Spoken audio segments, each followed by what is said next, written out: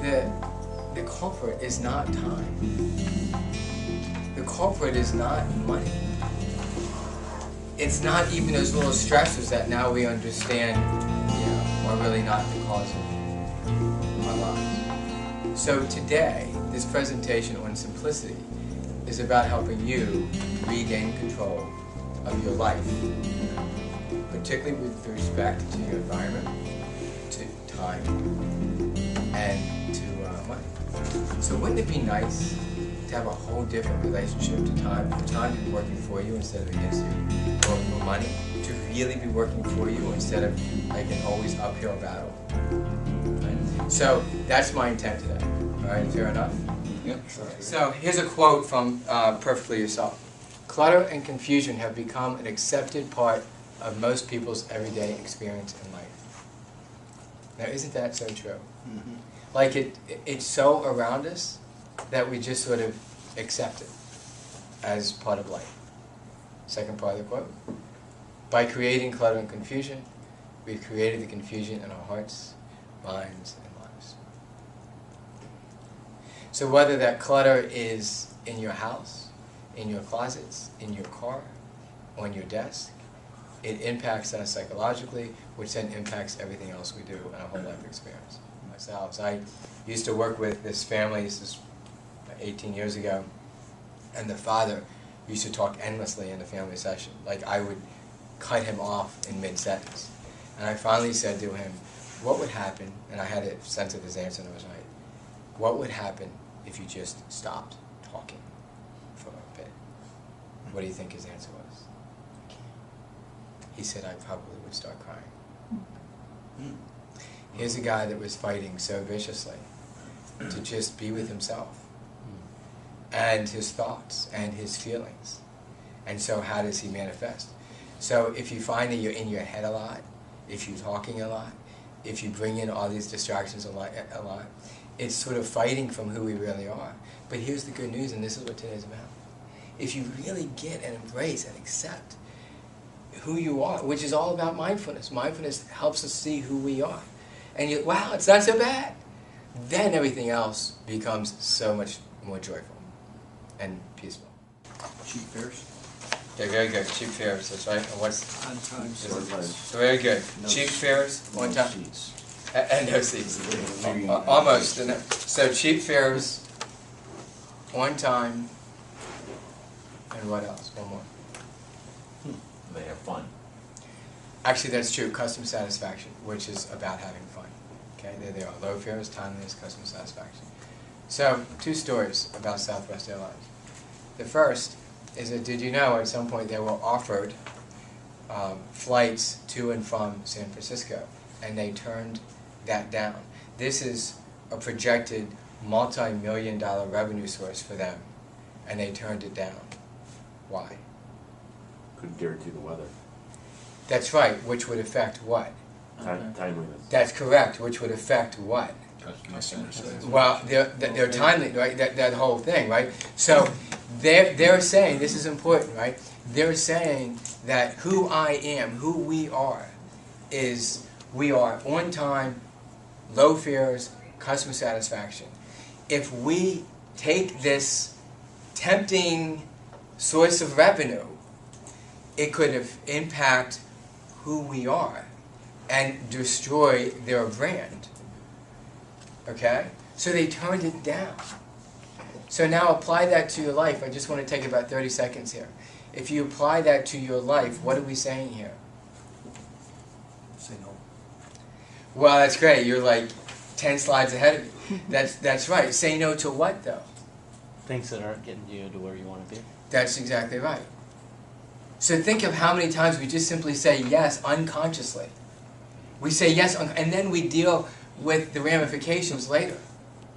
Right? A simple, sort of mundane example is somebody says, hey, do you have time to do this? And you look in your calendar, and you look ahead, and it's like a 10-week, 20-week commitment, and you actually have some space in your schedule. So you fill it in. Unfortunately, by the time you get there, you sort of overfilled, and now you're backpedaling, and you're going, why, I'm way too busy. Right? The other thing is you forget to factor in that you can, it's going to take twice as long as you think it has. And then the final thing is you forget to factor in the psychological energy that it takes from your story. So the CEO actually got a letter from a customer. And the customer was complaining about the joking that was going on with the stewards and stewardesses when they were talking about the safety thing. They did a lot of joking.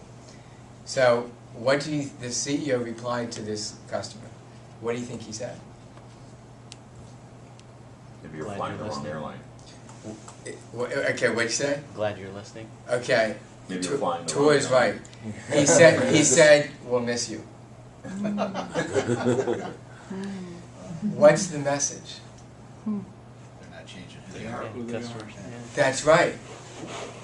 How many of us, or people that we know, try to please everybody, try to be all things to all people?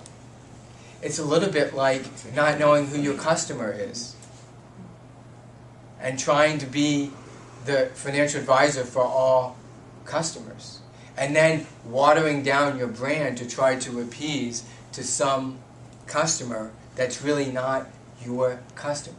What's the takeaway from this? What have you learned about yourself? Big difference between who we are and who we like to be. Yeah, very, very good point. My challenge for you today is to just try to shift that congruency a little bit, so that at the end of the day, when you're on your deathbed, you're looking back at your life, are you going to feel good about how you chose to spend your time, what you chose to spend your money on, and what you created in your environment.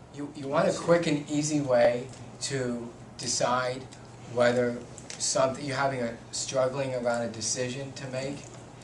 You just did an exercise that could significantly help you with your life and decisions that you have to make. Right? When you're faced with a decision that you're confused about, look at your top values, and what you ask yourself is, does which one supports my top values? And you're there. It doesn't mean that it will always be easy. It may be very hard, but it will always be fulfilling. Whenever you're not feeling fulfilled, it's because you're violating a top value. Right? So the takeaway here again is that when you live your life according to your core essence, your core values, your life will be fulfilled. Not always easy to do, but fulfilling. So imagine that the date is March 17, 2011, and this is a day that you're going to die. Then you work backwards, right? So tomorrow is, you now have 364 days left, right? Then the next day, 363 days left. Think about it. How would that impact your decisions? If you knew that you had a year left to live, let me ask you something as an example to your point, Scott. Have you ever been on the phone with someone and you really didn't want to be on the phone with that person, and you kind of were just placating them? You were so multitasking, right? But you were trying to be quiet so they didn't know that you were multitasking. Okay? Anybody ever had the experience where you're kind of like, you know, right, giving away your time? Let me ask you something. Why? If you knew you had a day left to live, would you do that? Would you have an hour left to live? Would you stay on the phone with this person who, by the way, as much as they're hogging your time, they're picking up that you don't really want to be there, but they actually don't care, right? As long as they can keep you on the phone, like, they're satisfied. So why would we do it? If we had a minute left to live, would we give that minute to something where we're not even present anyway? Oh, what's at risk? The renewed friendship. Who cares? It's my life. It's my life. Whose life are we living? Are we living our lives, or are we living all these people's lives? So he says, of course, well, you know, isn't just like a give and take kind of thing? I said, yeah. So let's find a topic that we both want to talk about. Never saw him again. No, I'm kidding. Yeah. You just play around with, what does money mean to you?